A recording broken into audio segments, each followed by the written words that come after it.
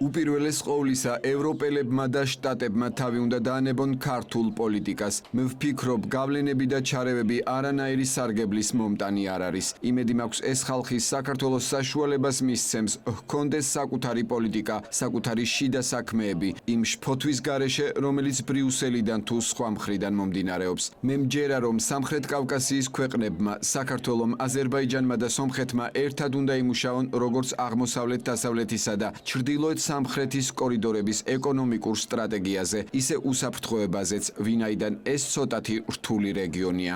მე მჯერა, რომ ერთობლივი ძალისხმევით სამხრეთ კავკასიას შეუძლია ეფექტურად იმუშაოს. მთელი ეს გარედან მომავალი შფოთვა და მღელვარება არა ნამდვილად არ იყო კარგი. ისტორიულ ჭრილში გულწრფელად რომ გითხრათ, როდესაც შეერთებულმა შტატებმა საქართველოში ნატოს იდეის განვითარება დაიწყო, სამწუხაროდ ეს ნამდვილად იქცა მთელი რეგიონისთვის დესტაბილიზაციის ფაქტორად.